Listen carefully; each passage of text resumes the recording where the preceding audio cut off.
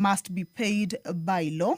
These are expenditures that do not go through the normal annual parliamentary voting processes because they are considered mandatory obligations of the government. The consolidated fund itself is the national government's main account that is established under Article 206 of the Constitution, into which most national revenue is paid. So we shall take a look at the consolidated fund, what it entails, and the debt that the Public Debt Committee has indicated in its observation. However, we can see the Speaker of the National Assembly, Honorable Dr. Moses Masika Wetangula, has already made his way into the chamber to preside over this afternoon sitting. Allow me to hand you over to this live broadcast that is brought to you by the Parliamentary Broadcasting Unit in partnership with KBC. Good afternoon. Mheshimiwa, tuombe. Ewe Mwenyezi Mungu ambaye kwa hekima na neema yako umeteua nyadhifa za viongozi na mabunge kwa ustawi wa jamii na utawala wa haki wa wanadamu, tukusihi utazame kwa neema nyingi sisi watumishi wako ambao wameridhika kutuita ili tutekeleze shughuli muhimu za jamhuri yetu. Tunakuomba uteremshie baraka zako sisi tuliokutanika hapa na utujalie tuyatende na kufikiria mambo yote tutakayofikishwa mbele yetu kwa njia ya haki na uaminifu, ili utukufu na sifa zako siendelezwe na ili kustawisha amani, ufanisi na heri ya nchi yetu na wale ambao hajasawa msikabidhi mikononi mwetu. Amen.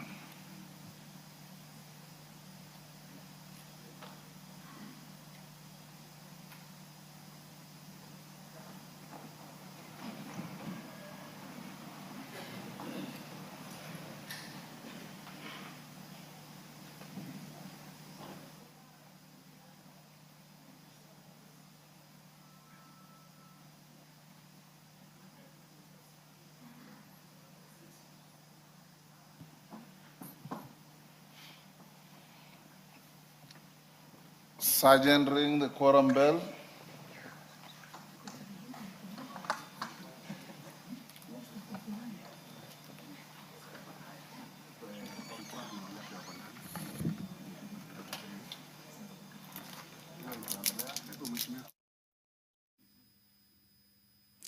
The prayer has been said and the chair taken. However, there is a quorum hitch, and the Speaker has directed that the quorum bell be rung for 10 minutes, of course, to give room for more members of the National Assembly to be able to make their way into the House. And this is, of course, as provided for in the House Standing Orders, Order number 34.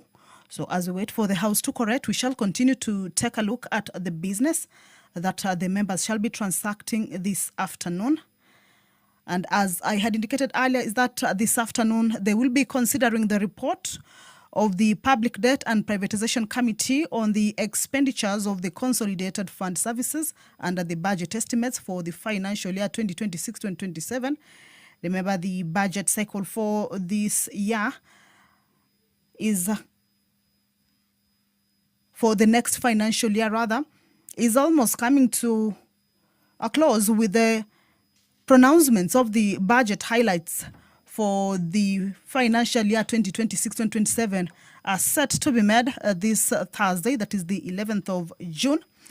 So as provided for in the House Standing Orders, the Budget and Appropriations, the Public Debt and Privatization Committee also has to make its report to the National Assembly to be able to indicate or to explain to the House how the estimates relating to the Consolidated Fund Services expenditures that regard the country's public debt. And in the committee's observation from this report is that the public debt currently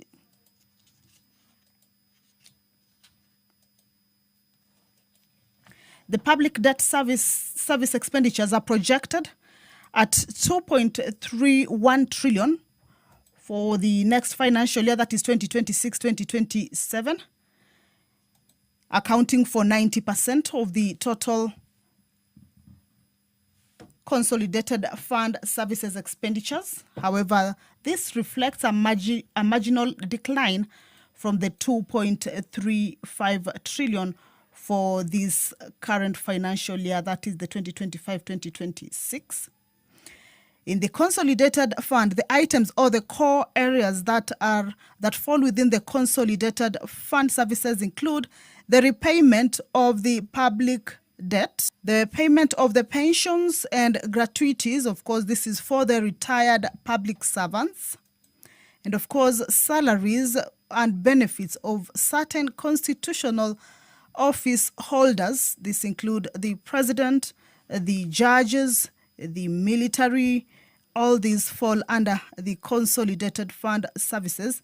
These are expenditures, government expenditures that are charged directly, and also some statutory contributions and subscriptions to international organizations that the country belongs to. So this is basically what the consolidated fund services entails. And in its report, the budget and public debt trillion for the next financial year, this being a decline from this current financial year, that is 2.35 trillion in this current year, that is the 2025-2026.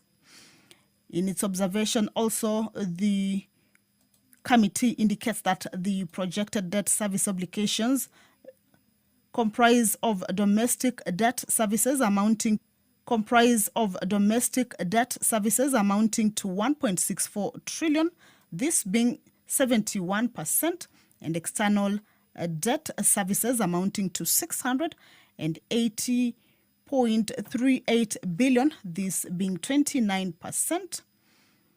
This composition indicates that domestic debt obligations remain the primary driver of debt service expenditures and consequently overall CFS expenditures. The trend is expected to persist over the medium term, largely due to the increasing reliance on domestic borrowing to finance fiscal deficits. Also, in its observation, the committee has indicated that the public debt stock, which amounted to 12.8 trillion as at February 2026, is projected to reach 14.12 trillion by June 2027,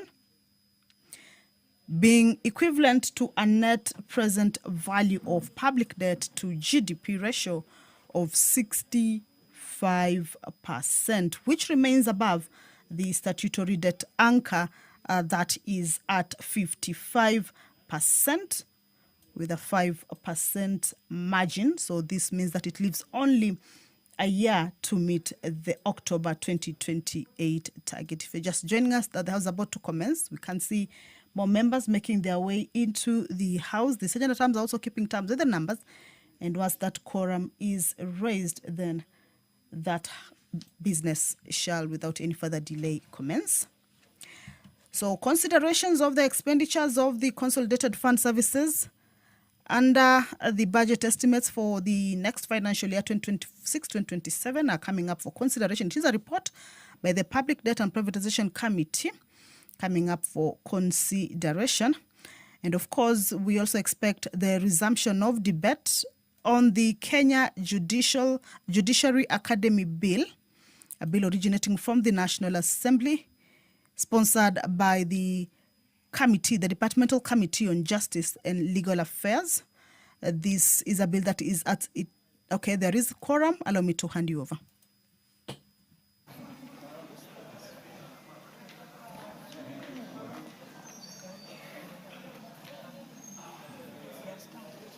Start.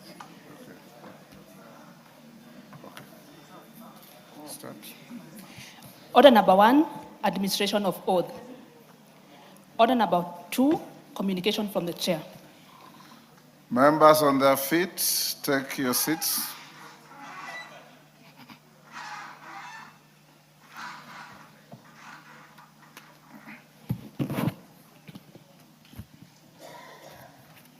Honorable members of the communication on appointment of senators to mediation committees on two bills.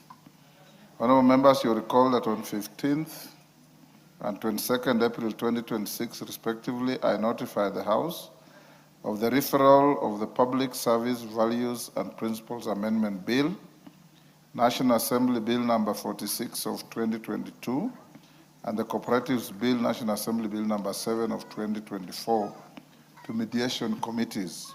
You may further recall that I also informed the House of the appointment of members to represent the National Assembly in the mediation committees on the two bills, and guided that they await the appointment of senators for the respective committees to be fully constituted. I have since received correspondence from the Senate notifying that the Speaker of the Senate has appointed senators to the mediation committees to consider the bills as follows: Mediation Committee on the Public Service, Values and Principles Amendment Bill, National Assembly Bill number 46 of 2022, Senator Julius Murgo Recha, CBS MP, Senator Mohamed Faki Mwinyihaji, CBS MP, Senator Lenku Olekanar Seki, MP, Senator Miraj Abdullahi Abdurrahman, MP, and Senator Professor Tom Ojenda Odhiambo, Senior Counsel, MP. Mediation Committee on the Cooperatives Bill, National Assembly Bill number 7 of 2024, Senator Jackson Kiplagat Mandago, EGH MP, Senator James Kamau Morango, MP, Senator Esi Okenyuri Nyaituga Anyeni, MP, Senator Miraj Abdullahi Abdurrahman, MP, and Senator Abbas Sheikh Mohammed, MP. Fellow members, with the appointment of senators, the mediation committees on the two bills are now fully constituted in terms of Article 113 of the Constitution, and in this regard, I call upon the appointed members of this House to reach out to their Senate counterparts with a view to expeditiously commencing the mediation process on the respective bills. The House is accordingly guided. Honorable members, my second communication is in regard to the event of Thursday this week, public pronouncement on the budget highlights and revenue-raising measures for the financial year 2026-27. Honorable members, as you may be aware, members at the bar, take the nearest seats.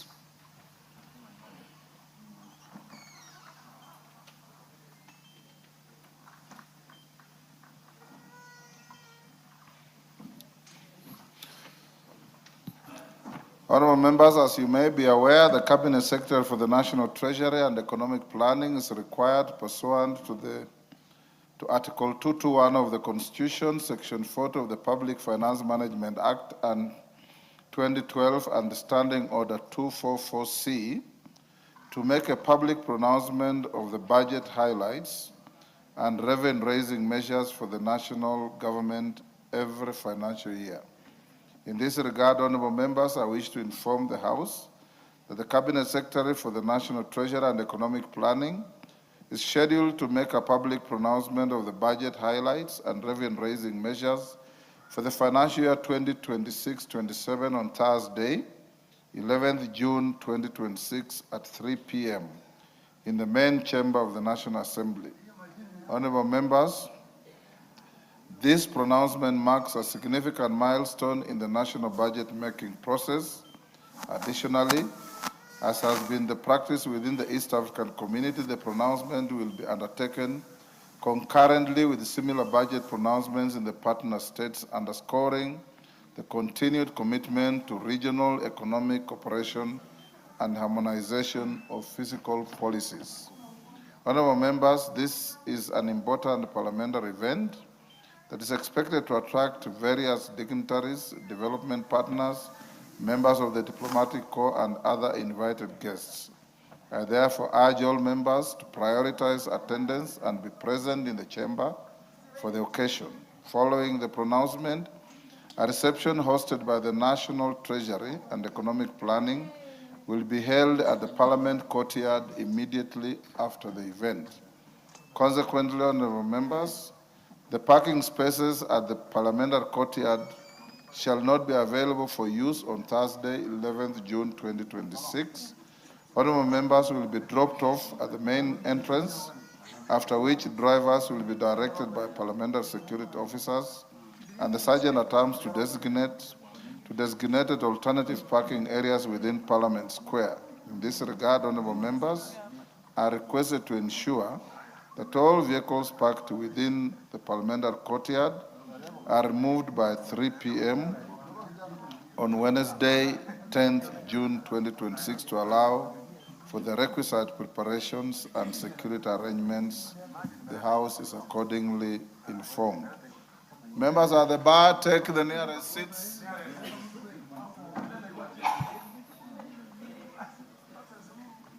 Osoro, where is your nearest seat?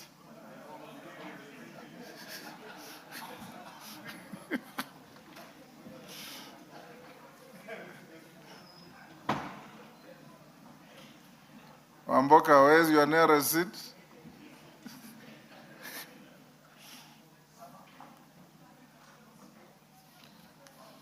Honorable members, allow me to recognize a delegation from the Parliament of the Republic of Uganda. Honorable members, I wish to introduce to you a delegation of 5 officers from the Parliament of the Republic of Uganda who are seated in the Speaker's Gallery. The delegation, drawn from the Uganda Department of Information and Communications Technology, ICT, is undertaking a training with their counterpart department of the National Assembly to enhance knowledge sharing, foster innovation, and strengthen operational efficiency in the management and delivery of ICT services. On my behalf and on behalf of the House, I welcome them to Parliament and wish them fruitful engagement. The second team, honorable members, is a recognition of a delegation from the National Assembly of Zambia. Honorable members, I wish to introduce to you a delegation of 10 officers from the National Assembly of Zambia who are seated in the Speaker's Gallery.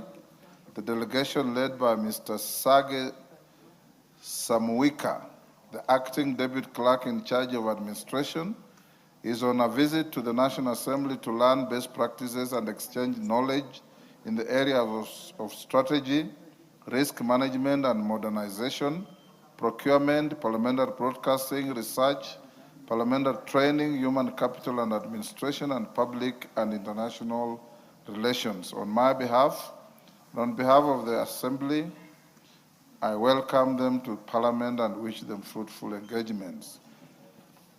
Equally honorable members, in the Speaker's Gallery, we have Chebonei Girls High School from Bomet, Central Bomet. And in the Speaker's Gallery, we have, in the Public Gallery, we have Kanjinji Secondary School from Mwea East, Kirinyaga. Arnesenes High School from Ainabukoi, Uasin Gishu. And Anderson High School from Endabes, Trans Nzoia. Again, on my behalf and on behalf of the House, we welcome all the students, their teachers, and those accompanying them to the House of Parliament. I've been requested by Mary Maingi, Honorable Mary Maingi, to welcome Kanjinji Secondary School. But on behalf of the House, you can welcome all the students in the galleries.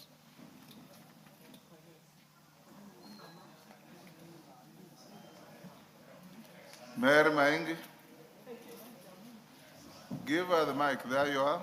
Thank you, Mr. Speaker, for giving me this opportunity to welcome the students of Kajiji Secondary to this honorable house.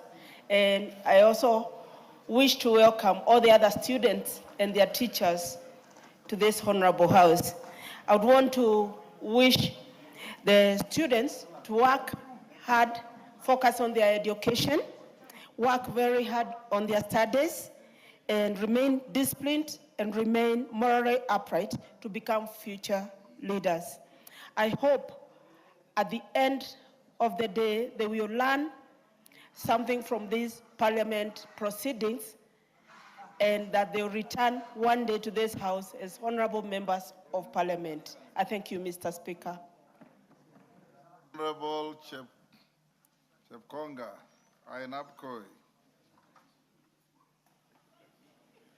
Thank you, Honorable Speaker. Honorable Speaker, I wish to welcome the students from Anderson's Boys High School. Mr. Speaker, this is one of the biggest and largest boys' secondary school in Ainabkwe constituency, and particularly also in Uasin Gishu. Mr. Speaker, they are here on a learning tour. They want to see what happens in Parliament, and Mr. Speaker, I want to welcome them to learn from here. And this is a clarion call to them to what the late former president of South Africa said. He said that education is the most powerful weapon you can use to change your world. They are coming here together with all other students from Jebolet and the rest. I hope whatever they will learn here, it will change their world. We want to thank them for coming, and we wish them the best.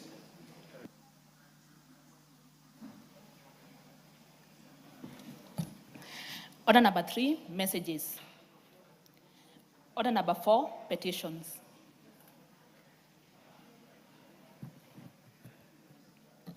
Order member for Trans Nzoia, take your seat. Honorable Mishi, take your seat quickly.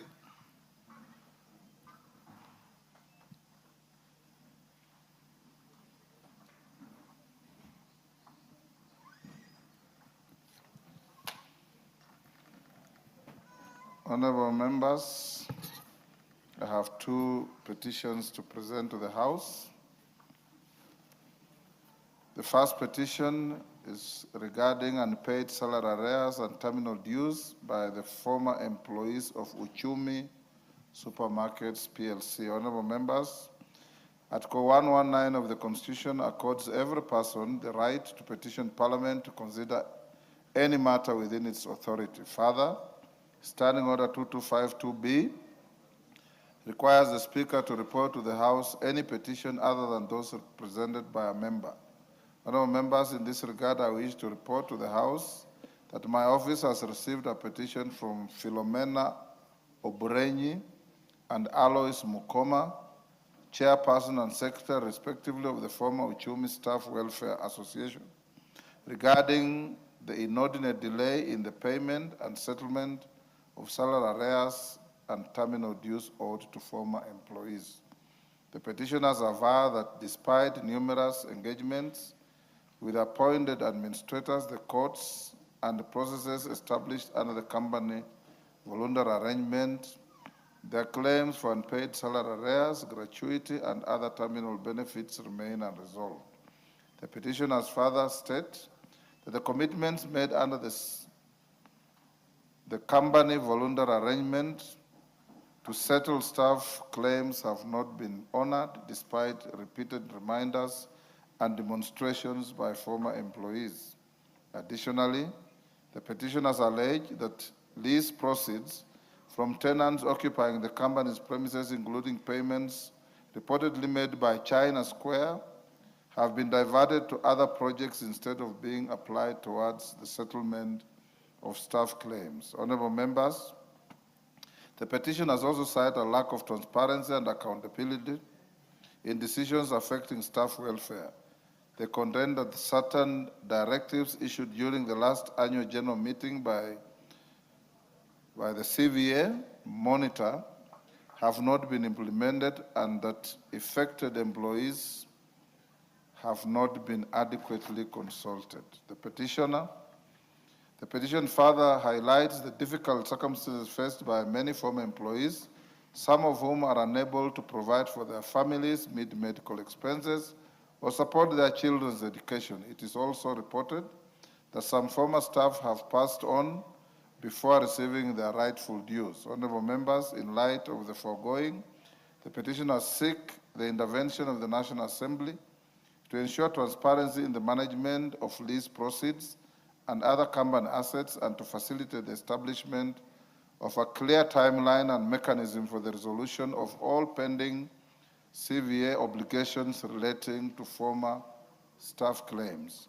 Honorable members, having established that the matters raised in the petition fall within the authority of this House and that they are not pending before any court of law or constitutional body, I hereby commit the petition to the Public Petitions Committee for consideration pursuant to the standing orders. The committee is required to consider the petition and report its findings to the House and the petitioners in accordance with Standing Order 2272. The second petition, honorable members, is regarding strengthening oversight, transparency, and intergenerational equity in public debt governance. Honorable members, Article 119 of the Constitution accords every person the right to petition Parliament to consider any matter within its authority. Further, Standing Order 2252B requires the Speaker to report to the House any petition other than those presented by a member. In this regard, honorable members, I wish to report to the House that my office has received a petition from Ms. Beatrice Waiyaki and others representing the Kiambu County Empowerment Network and the Bunge Mashinani Initiative. The petitioners are calling for the enhancement of oversight, transparency, and the integration of intergenerational equity in the governance of public debt. The petitioners contend that the public debt has emerged as a critical governance challenge with profound implications for Kenya's physical sustainability, the delivery of essential services, and the economic prospects of future generations. They express grave concern over the escalating debt burden and the attendant risks to the country's long-term development trajectory. Honorable members, the petitioners underscore the necessity of robust parliamentary scrutiny over the contracting, management, and reporting of public debt. They aver that such oversight is vital to ensure that borrowing remains prudent, transparent, and strictly aligned with the national strategic priorities, thereby safeguarding public resources. The petitioners further observe that the absence of a comprehensive and periodically updated public debt registry impedes effective scrutiny by both the public and relevant parliamentary committees. They argue that a centralized public accessible registry detailing domestic and external debt borrowing terms, creditors, and repayment schedules is indispensable for debt sustainability analysis. Honorable members, the petitioners also highlight a deficiency in structured mechanisms for intergenerational dialogue. They note that discourse on fiscal policy remains largely confined to technical and national forums, effectively excluding local communities and the youth who will bear the long-term cost of today's borrowing from the decision-making process. In light of the following, the petitioners seek the intervention of the National Assembly to 1, strengthen the institutional framework for the oversight of public debt management, 2, enhance transparency through the legislative establishment of a comprehensive and mandatory public debt registry, 3, institutionalize the utilization of independent expert analysis during debt-related deliberations in the House, and 4, promote structured engagement between Parliament, civil society, and the citizenry to ensure intergenerational equity is a primary consideration in public debt policy. Having established, honorable members, that the matter raised in the petition falls squarely within the mandate of this House, and being satisfied that the issues are not sub judice or pending before any other constitutional legal body, I hereby commit this petition to the Public Petitions Committee for consideration and pursuant to the standing orders. This committee is required to consider the petition and report its findings to the House and to the petitioner in accordance with Standing Order 2272. I thank you. Next. Order number 5, papers. Majority Leader.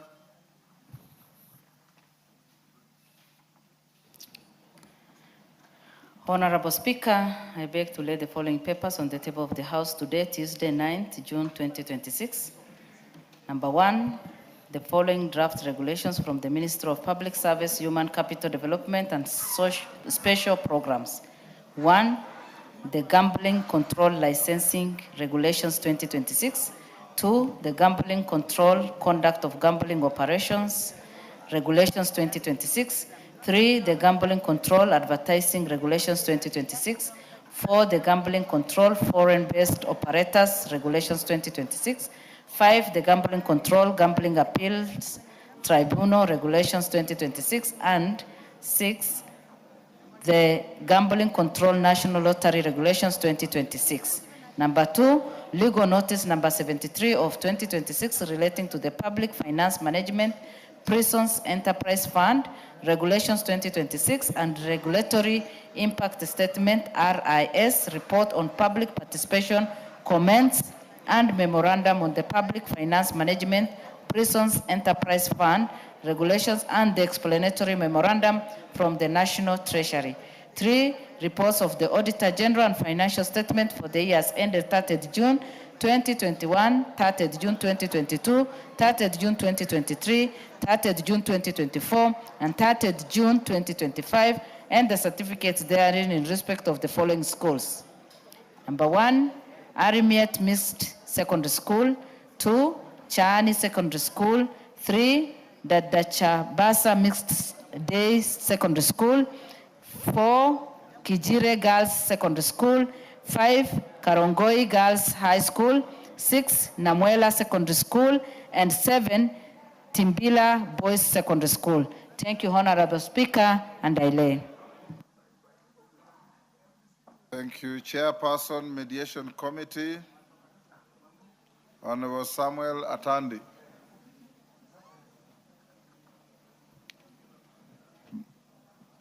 Not ready yet. We'll stay that. Chairperson, Committee on Powers and Privileges, Honorable Samuel Chepkonga. Thank you, Honorable Speaker. Honorable Speaker, I beg to lay the following paper on the table of the House today, Tuesday, 9th June 2026. Report of the Committee of Powers and Privileges on the inquiry into allegations against the member for Pumula and chairperson of the Public Investments Committee on Governance and Education, the Honorable Jack Wanambi Wamboka, CPS MP. I thank you, Mr. Speaker. Thank you. Next. Order number 6, notices of motion. Chairperson, Mediation Committee, Samuel Atandi, CBS MP. Not ready. I think this, anytime it comes in, we'll accommodate him to lay the document on the table and to give notice. Chairperson, Committee on Powers and Privileges, Samuel Chepkonga, CBS MP. Thank you very much, Honorable Speaker. Honorable Speaker, I beg to give notice of the following motion. That this House adopts the report of the Committee of Powers and Privileges on the inquiry into allegations against the member for Bumula and the chairperson of Public Investments Committee on Governance and Education, the Honorable Jack Wanami Wamboka, CPS MP, laid on the table of the House on Tuesday, 9th June 2026. I thank you, Mr. Speaker. Order number 7, questions and statements.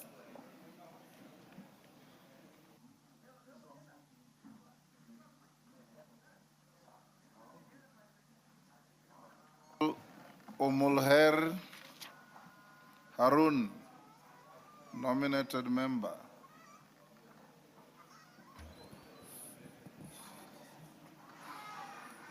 Thank you, Mr. Speaker. Honorable Speaker, pursuant to the provisions of Standing Order 44-2C, I rise to request for a statement from the chairperson of the Departmental Committee on Administration and Internal Security regarding insecurity incidences in Kambisamaki, Lagdera constituency in Garissa. Honorable Speaker, Kambisamaki town has over the past few years experienced recurrent boundary disputes among communities within Garissa and Isiolo counties. These disputes have often escalated into violent confrontations resulting in loss of lives, theft of livestock, and destruction of property. The insecurity has also adversely affected the education sector, as non-local teachers who form a significant portion of the teaching workforce face threats to their safety, leading to frequent evacuation.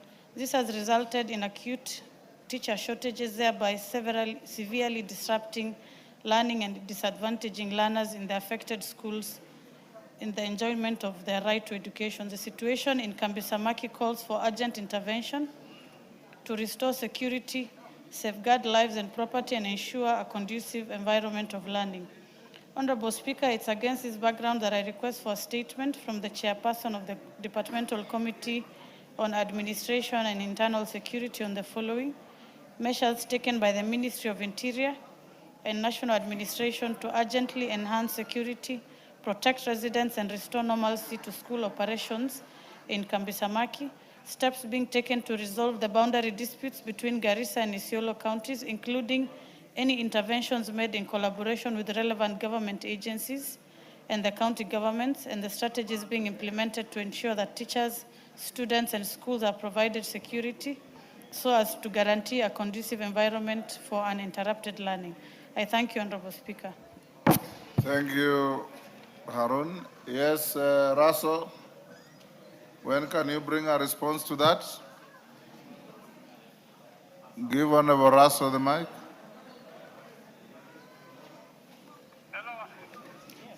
Mr. Speaker, we'll respond in 2 weeks. 2 weeks. That's all right. Lillian Sioi, member for Trans Nzoia. Thank you, Mr. Speaker. I wanted to welcome the students from Trans Nzoia, but they have already left. So I don't know if I can just go on with my statement. Okay. Yes. Thank you, Mr. Speaker. Honorable Speaker, I raise to request for a statement regarding the death of Mr. Brian Simiyu in Trans Nzoia County. Honorable Speaker, pursuant to the provision of Standing Order 44-2C, I rise to request for a statement from the chairperson of the Departmental Committee on Health regarding the death of Brian Simiyu in Trans Nzoia County. Honorable Speaker, on 17th May 2026, Mr. Brian Simiyu, a resident of Trans Nzoia County, reportedly lost his life following a surgical procedure allegedly conducted at Samor Chemist, situated opposite Dr. Michuki's Plaza building in Trans Nzoia County. It is further alleged that the medical practitioner involved in the incident, one Dr. Alex Baraza, was unfit to practice, with reports indicating that he had been in and out of rehabilitation programs for substance abuse. The procedure is said to have been conducted in an unsafe place and unprofessional environment, with reports alleging that the patient's hands were tied to a window in a manner that violated his dignity. This incident has raised grave concerns regarding... Mr. Speaker, protect me from these guys. Order. Members gravitating around the majority leader, take your seats. Thank you, Mr. Speaker. This incident has raised grave concerns regarding professional negligence, patient safety, and the continued operation of apparently unlicensed medical facilities. Honorable Speaker, the circumstances surrounding the death of Mr. Simiyu raise serious questions regarding the regulations, inspection, and licensing of health facilities, as well as the enforcement of the professional standards among medical practitioners. The incident further points to possible gaps in the monitoring of private chemists and protection of members of the public from unsafe and unlawful medical practices. Honorable Speaker, it is against this background that I request for a statement from the chairperson of the Departmental Committee on Health on the following. 1, the circumstances that led to the death of Mr. Brian Simiyu following a botched surgery conducted at Samor Chemist in Trans Nzoia County. 2, the registration and professional status of the medical practitioner involved, including whether any complaints, disciplinary proceedings, or concerns had been previously raised against him. Number 3, the steps being taken to strengthen inspection, supervision, and enforcement mechanism for private health facilities and chemists. And lastly, measures being taken to ensure that the family of the late Brian Simiyu receives justice and that those found culpable are held accountable. I thank you, Mr. Speaker. Nyikal, did you hear what I heard? Thank you, Mr. Speaker. I think the statement requested for is actually of a very serious nature. Is of grave nature. Grave nature. 1, it was performed in a chemist. 2, by somebody who apparently is known to be mentally unwell. And therefore, I think we'll strive to get as much information as possible, but we'll still try within 2 weeks. But it looks like it may be a much broader Bring issue a that preliminary report next week on Thursday. Thank you. And also, that statement also discloses matters of a criminal nature. You may also get involved and inform the agencies in charge of criminal investigations to take it up.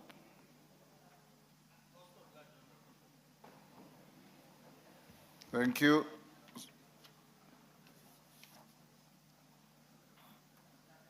Responses to statements. A response to a statement requested by Honorable Member for Bumula. Raso, are you ready? Yes, Honorable Speaker. Go ahead. Thank you, Honorable Speaker. Honorable Speaker, the member for Bumula constituency, Honorable Wanami Wamboka, requested to be apprised on the rising insecurity incidences within his constituency.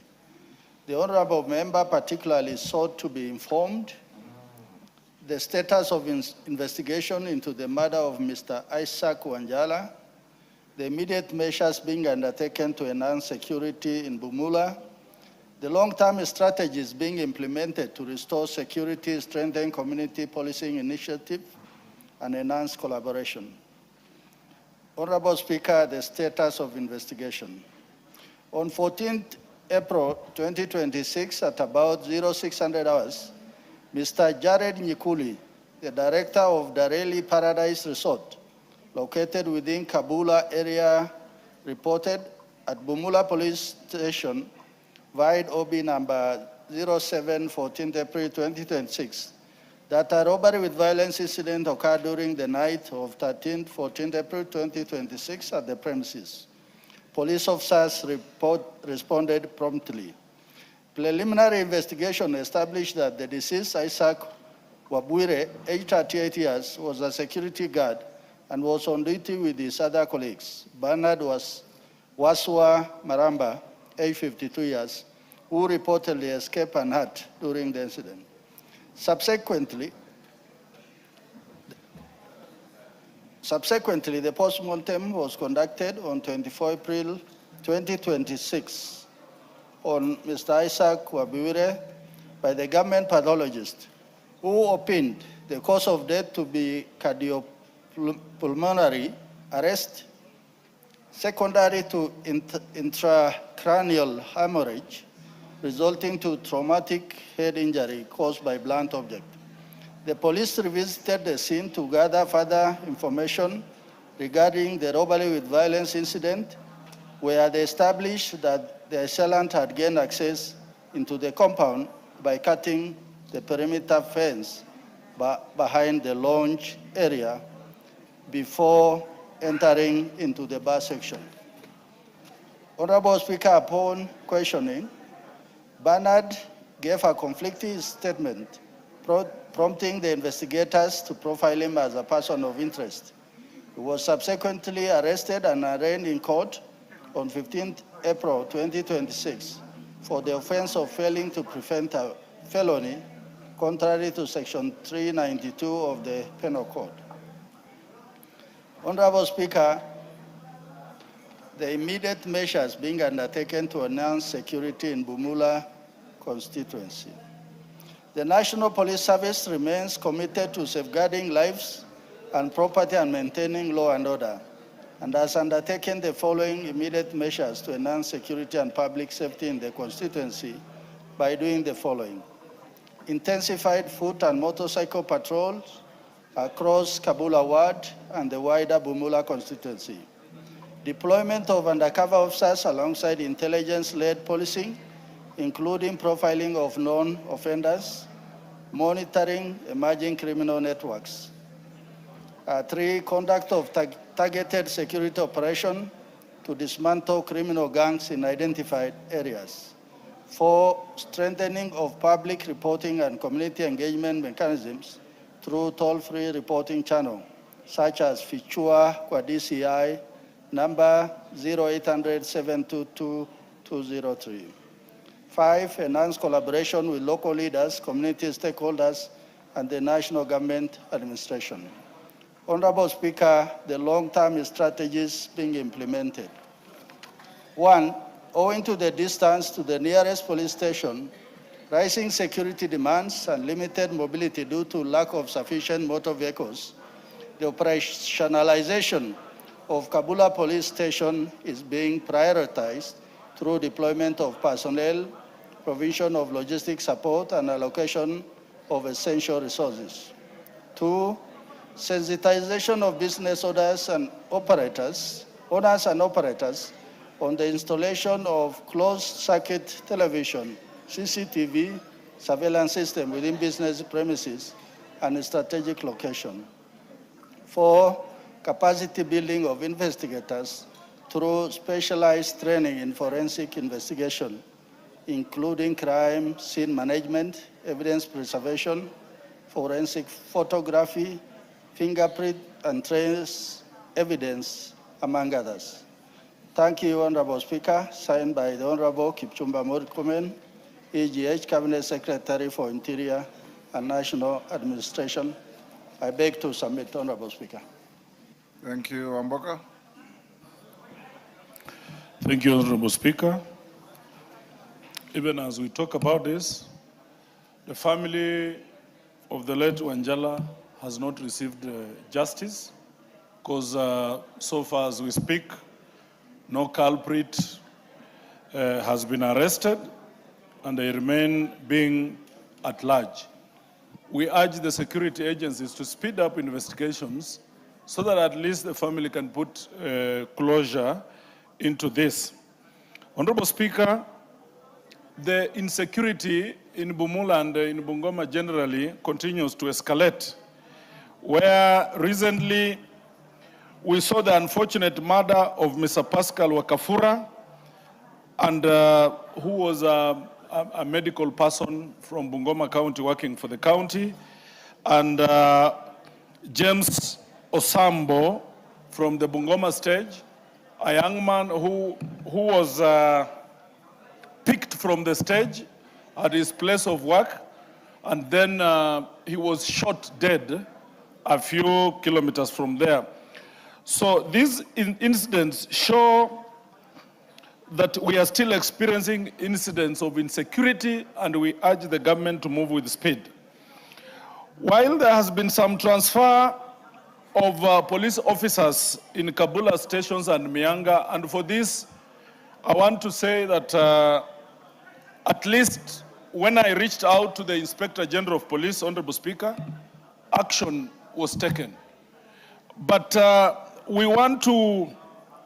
is need to enhance capacity among the officers in these stations and all urban areas in Bungoma County. Honorable Speaker, recently we saw Honorable Murkomen undertake the Jukwaa la Usalama initiatives across the country. We want to urge that they should implement resolutions passed by stakeholders in this, Honorable Speaker. Honorable Speaker, we had proposed in this House that we want it to be a policy that those officers who are overstayed in one station, Honorable Speaker, should be transferred because they get familiar with the community, and instead of focusing on key areas of insecurity, Honorable Speaker. They just start, they want to chase around residents in Chang'a and Busa dens, something which, Honorable Speaker, the government must ensure that, they see to it that is done. As we use NGCDF funds to put our police stations, we urge the ministry to ensure security officers are dispatched not only to harass our people, especially these political sessions that is coming in, Honorable Speaker, but to provide security and the provision of security, Honorable Speaker. They must be non-committal, non-partisan to any part of the political divide, so that at the end of the day, Honorable Speaker, we have security across Bumula and across our constituencies. Thank you. Thank you. I think, Russell, those are just positive comments. If you can take that into account, it will help the situation. Eric Wamumbi. Yes, Russell, are you ready to respond to Wamumbi's request? Yes, Honorable Speaker. Go ahead. Thank you, Honorable Speaker. Honorable Speaker, the Member of Parliament for Madira constituency, Honorable Wamumbi, requested to be apprised of the alleged circulation of harmful, adulterated alcoholic drinks in the country. He stated that there is a growing concern that some alcoholic brands by Patiala Distillers Limited, Blue Ice Vodka, Blue Ice Coconut, Best Classic Gin, Best Gold Classic Brandy, Best Gold Liquor, Diamond Ice Liquor, Dark Strong Beer, and Strong Ale Beer may be adulterated. The Honorable Member particularly sought a report on the licensing status of the aforementioned alcoholic brands. 2, a report on investigation, even by the Anti-Counterfeit Authority, KEPS and other relevant agencies. 3, enforcement, surveillance, and consumer protection measures. Honorable Speaker, a report on the licensing status of the aforementioned alcoholic brands and details of any tests conducted by the government chemist. Honorable Speaker, vide Gazette Notice number 9775 of 3rd November 2020, the government placed the role of licensing of manufacturers of alcoholic drinks in the hands of National Alcoholic Control Committee. This is a multi-agency committee chaired by the PS in Internal Security, and membership cuts across government agencies, among them Kenya Bureau of Standards, KRA, Ministry of Trade, particularly in the area of weights and measures, and the Ministry of Health. Key among them is that the product must meet safety and human consumption status before being certified by KEPS. The test undertaken assesses various parameters, including methanol content, ethanol concentration, presence of contaminants, toxic substances, and other harmful impurities in accordance with the established quality standards. Honorable Speaker, Patiala Distillers Kenya Limited requested for licensing in April 2022, having relocated their plant to Mlolongo. Several compliance checks were carried out, and the facility, having met all the requirements, was initially issued with a clearance letter to produce the aforementioned brands in April 2023. Following suspension of all alcohol manufacturing license issued in March 2024, the facility closed down, but upon inspection, it met the necessary requirement and was given clearance on 3rd June 2025. A report on investigation, even by the Anti-Counterfeit Authority. Honorable Speaker, the Anti-Counterfeit Authority, the Kenya Bureau of Standards, and other relevant enforcement and regulatory agencies have undertaken investigation and market surveillance operation to establish the authenticity, validity, and compliance status of the said alcoholic drinks. Further, the agencies have continued to conduct inspections, product sampling, verification of standardization marks, and nationwide audit of alcoholic beverages available in the market.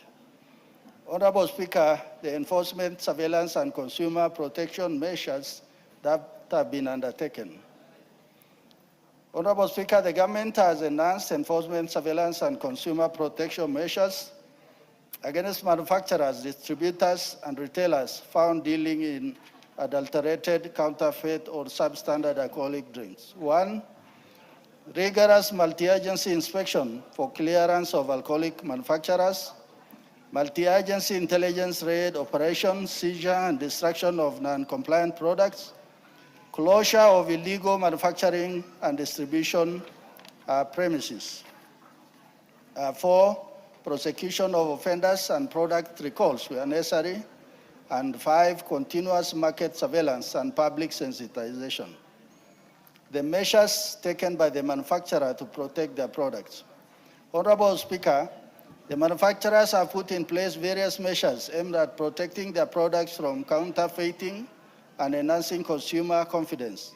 These measures include the use of tamper-proof seals, enhanced packaging security features, product traceability system, authentication and verification mechanisms, and consumer awareness campaign on identification of genuine products. Honorable Speaker, manufacturers have also continued to collaborate with regulatory and enforcement agencies in reporting suspected counterfeit activities and sensitizing consumers on the dangers associated with counterfeit and substandard alcoholic beverages. Thank you, Honorable Speaker. Signed by Honorable Kipchumba Murkomen, EGH, Cabinet Secretary for Interior and National Administration. Honorable Speaker, I beg to submit. Mheshimiwa Wamumbi, you satisfied with that? Yes, Mr. Speaker, thank you very much, Honorable Speaker. I am contented with the response.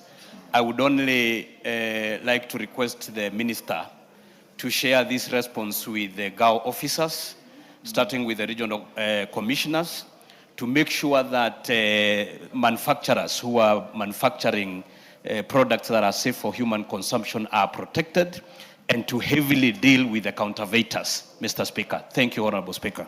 Thank you. Member for Westlands, Tim Wanyonyi.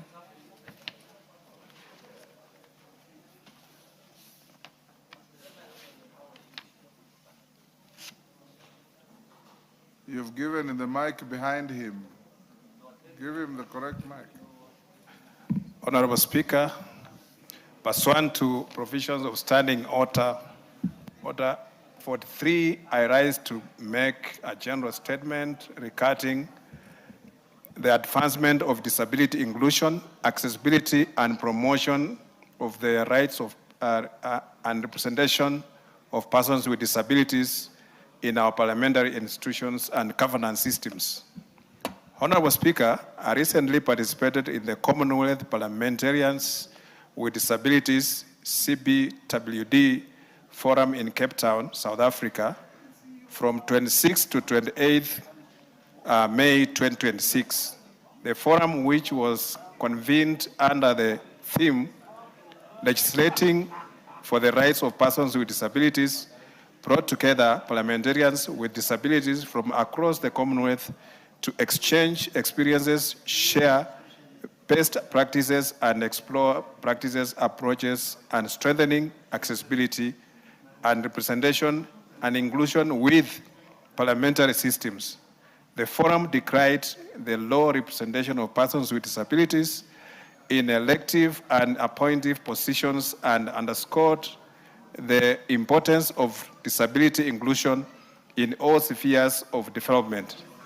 It also noted that despite progress achieved in many jurisdictions, significant barriers still limit the participation of persons with disabilities in legislative and decision-making processes.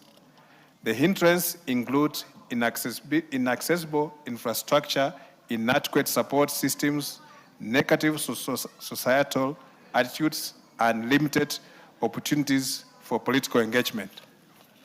Honorable Speaker, to accelerate accessibility inclusion, the forum called on Commonwealth parliaments to deliberately ensure full and effective participation of persons with disabilities in political and public life.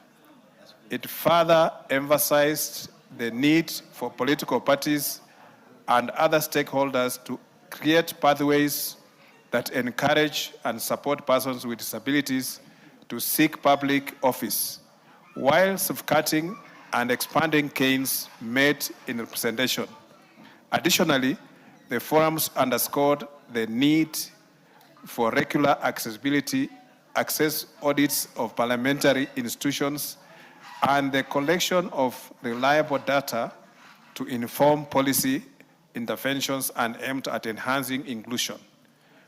The forum also stated the importance of strong partnerships between parliaments, organizations of persons with disabilities, civil society, and development partners so as to ensure that policies and legislation affecting persons with disabilities are informed by lived experiences and the government commitments on disability inclusion translate into meaningful action and measurable outcomes. Honorable Speaker, the representative nature of Parliament uniquely places on us a responsibility to ensure that our legislative policy and institutional frameworks upon the rights, dignity, and full participation of persons with disabilities in governance and public affairs. I therefore urge that we continue strengthening inclusive practices and promoting equal opportunities for all citizens to contribute to national development regardless of disability status. Finally, as the chairperson of Kenya Disability Parliamentary Association and the CPWD Africa Region Champion, I urge Parliament and all relevant stakeholders to continue championing disability inclusive policies and legislation. Together, we can build institutions that are fully accessible, representative, and responsive to the needs and aspirations of persons with disabilities. I thank you, Honorable Speaker. Thank you, Member for Westlands. Honorable members in the Speaker's Gallery, allow me to acknowledge Starehe Primary School from Laikipia West, Laikipia.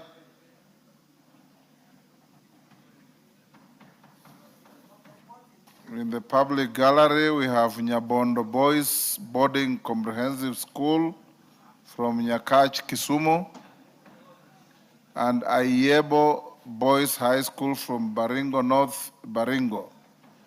Honorable members, on my behalf and on behalf of the House, we welcome the students, their teachers, and those accompanying them to Parliament. Maklap.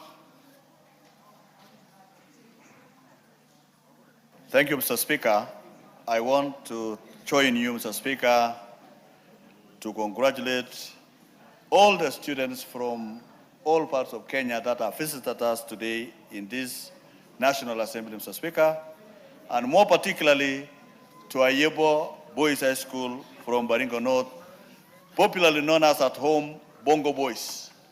Mr. Speaker, Bongo Boys did very well in the last year's examination, where they had 71 out of 84 students directly join the university.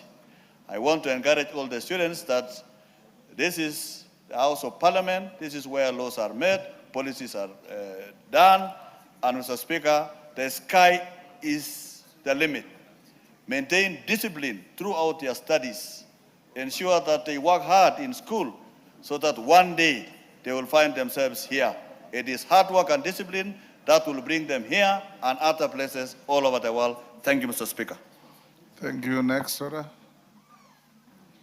Order number 8. Hold on. Sioi, what is it?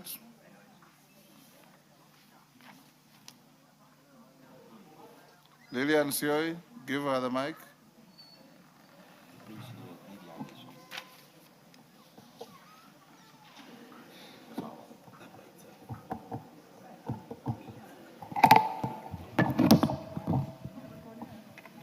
are very far away from where Lillian Sioi is. You don't know Lillian Sioi?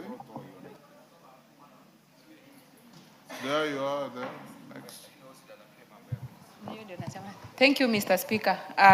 Last time, before we went for recess, I raised a question on shortage of fertilizer in Trans Nzoia. But so far, I haven't received any response. They were to do it the first week after recess, but I haven't received any communication. Mr. Speaker, the President subsidized the prices of fertilizer with reasons for the Kenyans to benefit, for Kenyans to produce enough food, and for Kenyans to get food at a cheaper price. But to our surprise, our fertilizer is being sold in Uganda, in our neighboring country, of which now it's like we subsidize the prices for them and not us.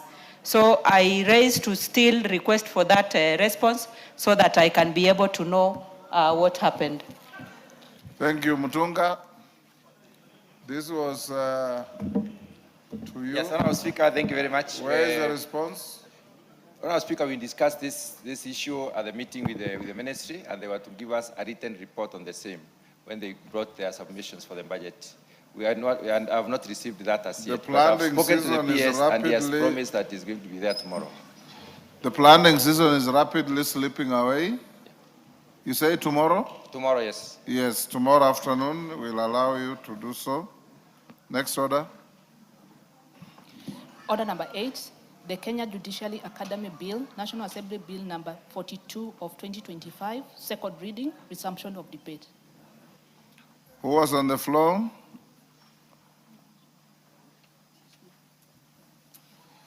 Honorable Stephen Mogaka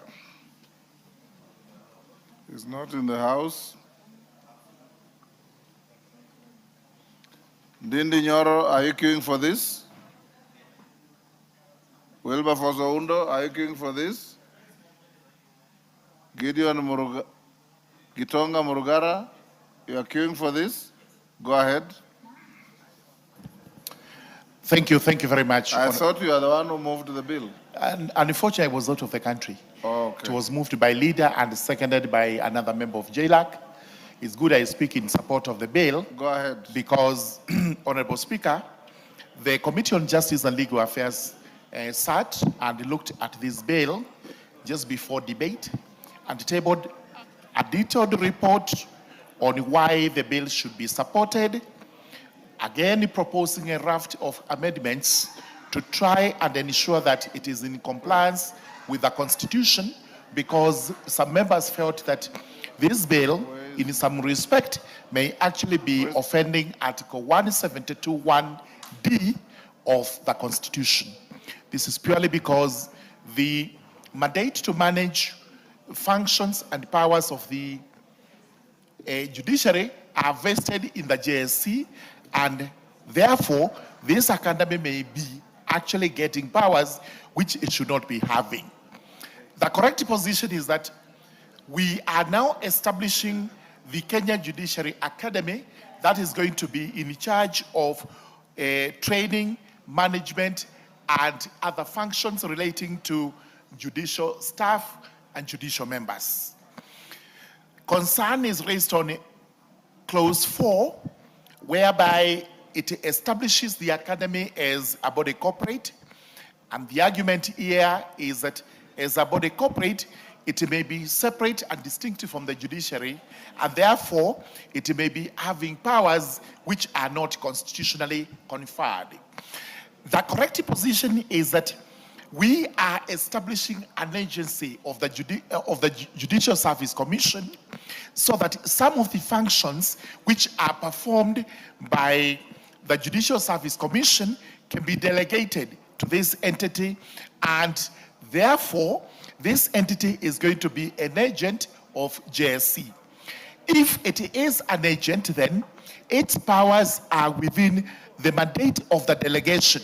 It cannot perform any other functions apart from those that are conferred by this statute, and those functions must be under Article 172(1) of the Constitution.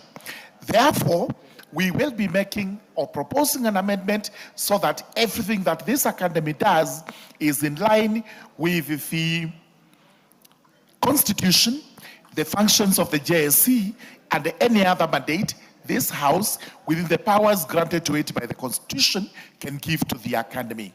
The Academy is similar to institutions, including our Center for Parliamentary Studies, including the government school, which is under PSC, and especially the School of Government is also a body corporate, and it's able to discharge the statutory mandate given to it under the constitutional provisions.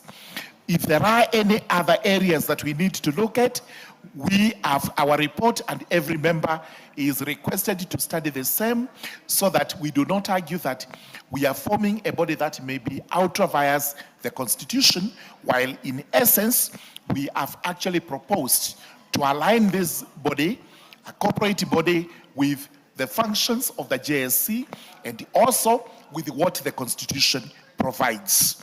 With those remarks, I urge the House to pass this bill and also deal with the amendments when they come to the House during the third reading of the bill. Honorable Speaker, I beg to support.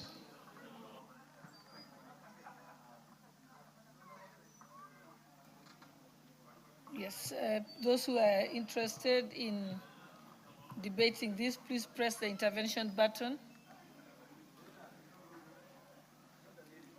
Okay, Honorable Beatrice Elachi. Thank you, Madam Speaker.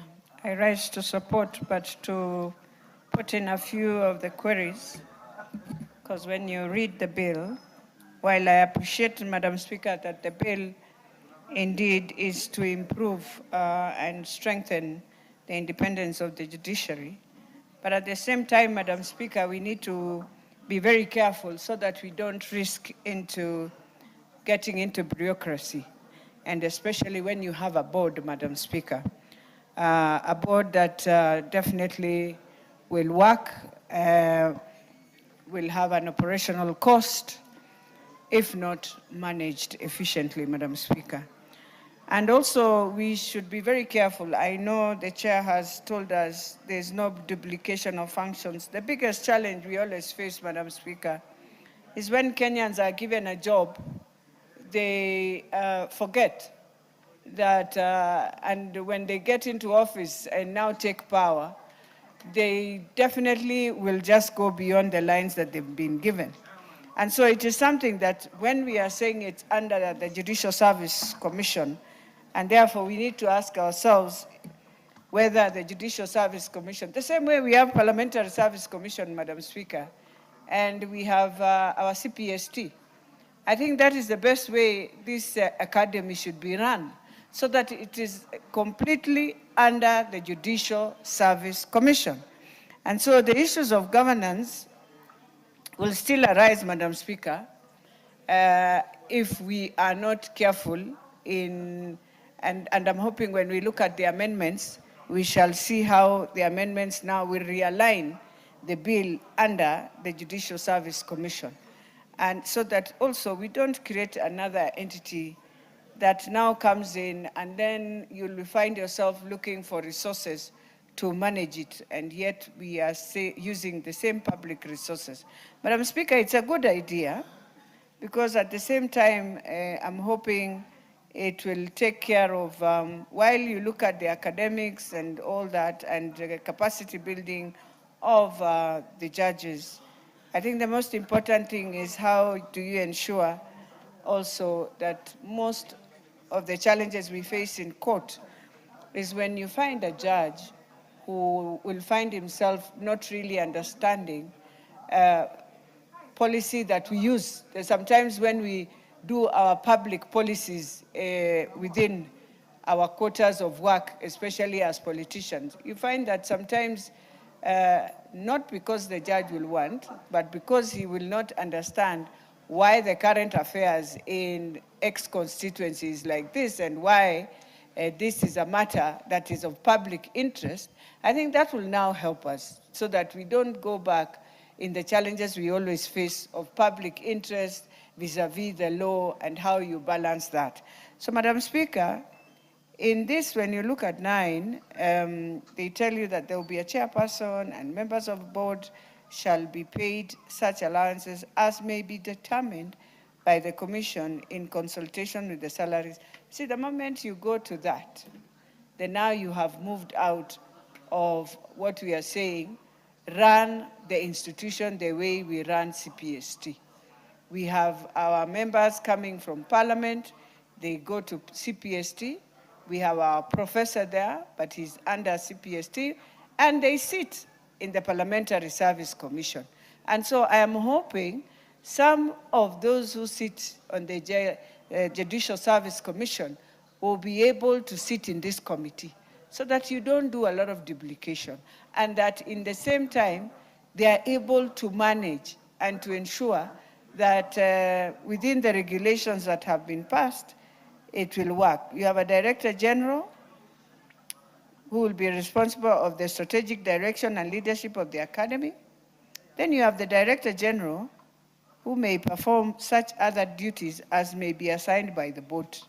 So the moment you have that, it means you have 2 separate boards, Madam Speaker. And I can tell you there will be conflict between the Judicial Service Commission and this board if we did not realign it properly.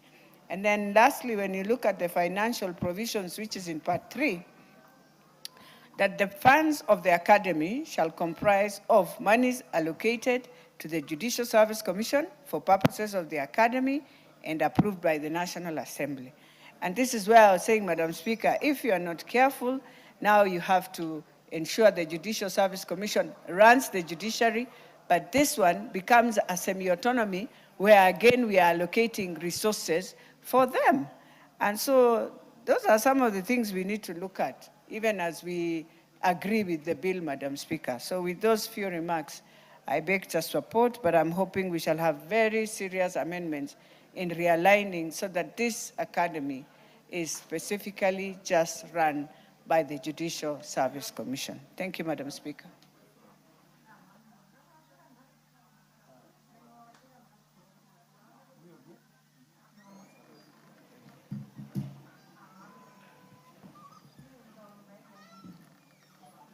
Yeah, thank you very much, Honorable Speaker.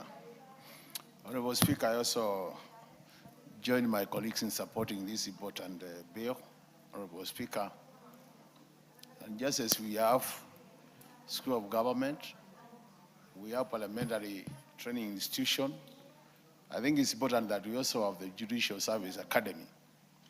I see a number of benefits from this academy, Honorable Speaker, despite what my colleagues are saying in terms of areas where we could improve. But among the benefits I'd like to realize, Honorable Speaker, the first one is coming up with a training curriculum which is standardized, so that most of the judicial officers are taken through a common training, which will ensure that then quality, in terms of quality, it is improved, Honorable Speaker. The other important bit, Honorable Speaker, is that through this academy, we could have tailor-made college training opportunities which are really localized and which are applicable to our environment, so that at the end of the day, Honorable Speaker, we don't have to keep on sending our judicial officers out of country to train, Honorable Speaker. When you have a local academy, you can easily train our people locally, so that we only send them out there for very specialized training opportunities, Honorable Speaker, and that will save this country the money we are spending on external travel, Honorable Speaker. At the same time, Honorable Speaker, this could also be an opportunity to generate income for the Judicial Service Commission, Honorable Speaker, because we could make this academy also a regional academy where we have other neighboring countries sending their judicial officers to this country for training. And on that note, Honorable Speaker, just as we are making a lot of money as Parliament from the training, from regional training, this academy could also actually generate their own income, what we call A&A, through training our neighboring countries, and more so the judicial officers, Honorable Speaker. Last but not least, Honorable Speaker, this academy will also create opportunities for employment for our lecturers and people who are in this area, Honorable Speaker, so that we have many more Kenyans joining this academy to train. And these are opportunities which are not very common, Honorable Speaker. And I'm sure most of our lecturers who are out there, who are trained in this area, could easily, Honorable Speaker, then take advantage of those opportunities and make money, Honorable Speaker. So, Honorable Speaker, we have heard what Honorable Rachi is saying in terms of the board. I do believe that the board, the composition of the board, Honorable Speaker, will draw from even the Judicial Service Commission. And we might only have very few board members who will be drawing allowances because the others will be drawing from the main commission, Honorable Speaker. But also, and that, Honorable Speaker, it's also important to have our members also join these boards so that they also provide strategic thinking and leadership to these boards, Honorable Speaker. So with those many remarks, Honorable Speaker, I do support this bill and wish that it will be fast-tracked to make sure that this academy becomes operational. I support Honorable Speaker. The Honorable Member for Seme. Thank you, Madam Speaker, for giving me this opportunity. Madam Speaker, I start by saying I support this bill because I think it is of great importance to our society. Madam Speaker, justice, peace, and harmony is what keeps the human society running. And that's what distinguishes us from animals. And that justice, peace, and harmony is dependent on actually the judicial services, police services, public prosecution, criminal investigation systems. But of all this, Madam Speaker, when all that has been put together, the judges and the judicial officers actually bear the greatest responsibility of that, how that comes out when it is being processed in the system. And the legal professions which they belong, like all other professions, are based on proper, appropriate, and full knowledge of, in this case, the practice of law. And we are aware, Madam Speaker, that both knowledge and practice changes as the society changes. It is therefore important that professionals in this area continue to keep abreast with the changes that occur. And Article 172(1)(d) of our Constitution actually recognizes this and provides for continuous legal education and training of judges and judicial officers. This bill exactly does that. I think that's what this bill is designed for. And it does that by establishing the academy itself. It also provides structures for running that academy. As members have indicated, there may be instances where certain structures may conflict with the other, but I think that we can look, when we come to the committee of the whole house, we can make amendments so that we remove such contradictions. The bill also provides for the funding of the academy in clause 13. And I note that he provides that funds will be made available through the National Assembly, through the Judicial Fund, through levies and fees. And on levies and fees, Madam Speaker, I will say that the academy should make maximum effort to actually focus on improving skills and knowledge of the judicial officers and the judges, instead of actually trying to raise funds. This normally becomes a weakness of institutions. When they focus on raising funds, then they start to lose what is their main mandate, which in this case is to maintain the skills and the knowledge of these officers. And therefore, we really, as a parliament, in my view, we should actually strive to keep this institution well-funded so that they focus on what they really need to do to sharpen the skills and knowledge of these officers. This bill also in clause 5 provides for continuing research. This is extremely important. In all areas, as the society changes, there is need for research to see what changes are taking place in the society norms, in international relations, and even in technology.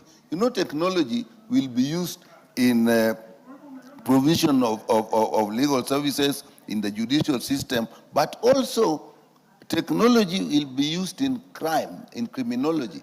And quite often, if the officers are not actually abreast with what is happening, then really they will not provide the services that are required.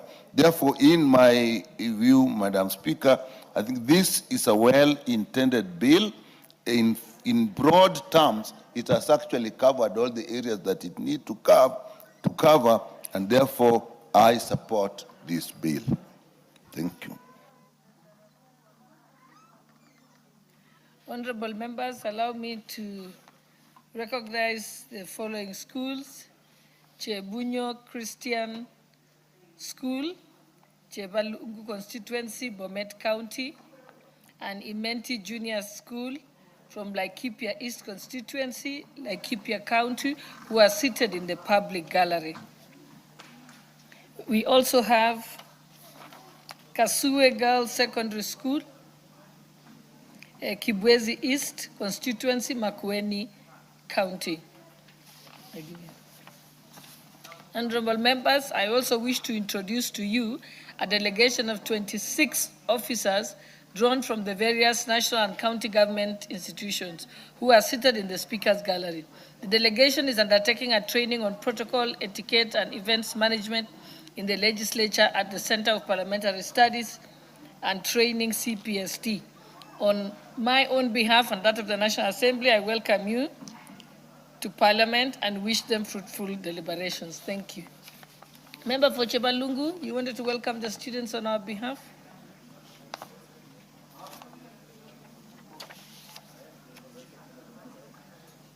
Give him the mic.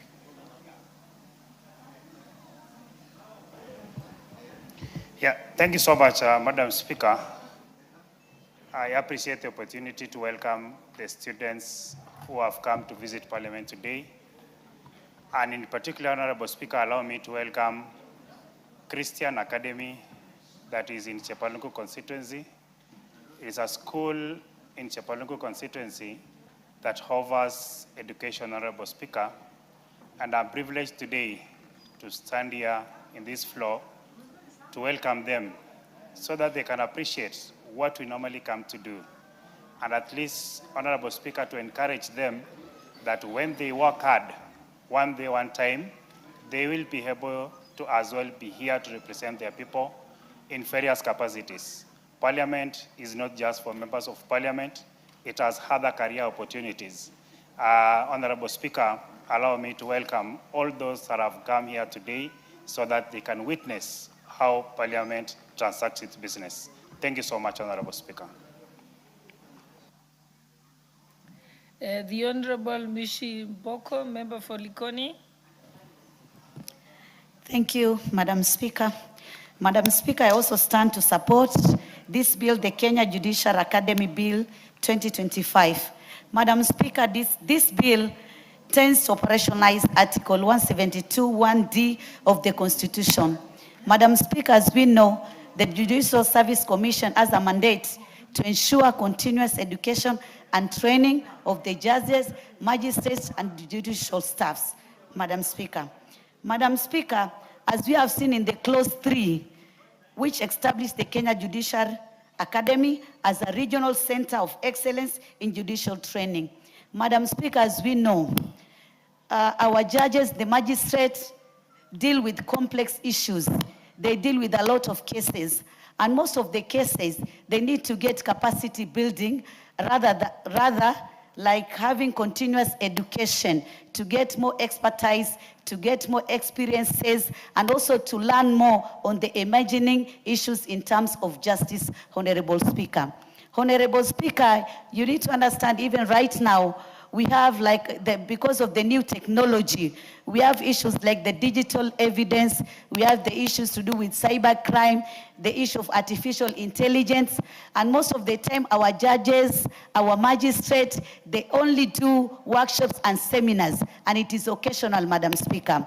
Having this platform, it means it's like they're having a home, or rather their own institution, whereby they can have capacity building and they can have continuous education in terms of their mandate, Honorable Speaker. Honorable Speaker, when you talk about research and formulating of policies, as members of Parliament, each and every time we keep on formulating some policies, we keep on legislation, some new laws, we do some amendments. So it is also high time that our judges need to get some updates on the new laws which we have legislated, those which we have done some amendment, the policies, the regulation, and so on and so forth, Madam Speaker. So our judges need a platform, and our magistrates, so that they can be updated on all this legislation, Honorable Madam Speaker. Madam Speaker, also, this platform will not only serve for the judiciary only, but it will also serve other legal professions, which may be also interested in getting this update in terms of the expertise, in terms of experiences, because you'll get some new reports, some new publication, Honorable Speaker. Honorable Speaker, also, this academy will partner with other relevant institutions. Like here in our parliament, we have what we call CPST, Center for Parliamentary Studies and Training. They can partner with them. They can also partner the Kenya School of Government. They can also partner. So it means there'll be cross-border training, and there'll be exchange of trainings, program experiences, and so many other issues in terms of academy, Madam Speaker. Madam Speaker, also I want to say that having this academy, it will also prove that we have the independence of the judiciary, Honorable Speaker. Madam Speaker, by creating a dedicated institution for judicial training and research, it means we are strengthening our institution, we are strengthening the capacity of our judges, of our magistrates, and even the judicial staffs, Honorable Speaker. So, Madam Speaker, I just want to say that although maybe we are saying maybe we might have some challenges because there will be a board, but to me, when I just look on this bill, I'm seeing, according to clause 6, it will establish board of directors, and that board of directors, it has some representation from the judiciary, from legal profession, from universities and regulatory institutions. So it means it will be well represented, and having all these actors, I don't think whether we can have any kind of challenges, because it means that we have involved the key stakeholders, Honorable Speaker. Madam Speaker, also clause 13, if I quote 13, 14, and 15, it provides academies funding. And it's funding financial year and annual estimate. This provision means we'll have transparency, accountability, and prudent management of public resources. So it means there'll be proper management of this academy. And I also want to echo the budget committee, because we did allocation to the judiciary, good money to judiciary, and I hope part of that money also can even be channeled to this academy, so that it can strengthen the mandate to ensure that our judges, our magistrates can have continuous education, Madam Speaker. Madam Speaker, I want to say, if we have a competent, ethical, and continuous trained judiciary, it means Kenyans are going to get justice. It means justice will come according to the time frame which has been talked about, because most of the time we are seeing that some cases, they take long time, and maybe there are some challenges. But if you have such platform, even those kind of challenges, they'll have a forum where they can discuss and get a way forward, so that Kenyans will not keep on crying and complaining that their cases have been there for many, many years without completion, Honorable Speaker. Honorable Speaker, I just want to say this is a very good bill, Madam Speaker, because our judges need this induction. We have new judges, some maybe have just joined recently, and they need some induction, they need orientation, and they need professional trainings. So I think this is a good platform, and I urge my colleagues that we need to support this bill so that our judiciary is going to be very competent, ethical, and we'll have judges and magistrates who are well trained, and they are being refreshed each and every time. They get capacity building. They don't wait for seminars. They don't wait for occasional workshops. They can just do that. Again, we'll have opportunity. The lecturers who are going to be training them, they'll be there. We'll have also opportunity. Other people are going to be employed in that academy. It is also a way of income generating, because we'll not only train just within our country, maybe even across East African community, we'll do that. So, Honorable Speaker, I want to support this bill.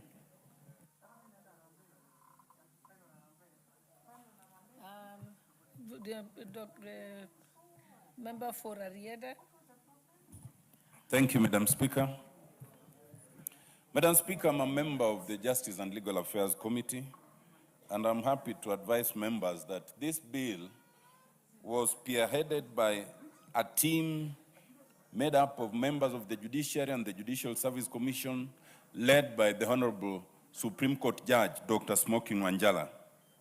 Madam Speaker, as a committee, we thoroughly examined this bill at various stages, and we robustly debated it no less than 3 times. And I'm happy to tell members that of some of the concerns that I've had some members raise, most of them are already catered for in the proposed amendments that the committee did, and you'll find that in Chapter 6 of the report of the committee. Madam Speaker, it is important to understand that this bill reflects a best practice regionally and internationally, where entities such as the Judiciary and the Judicial Service Commission now find it necessary to focus on continuous legal education. Madam Speaker,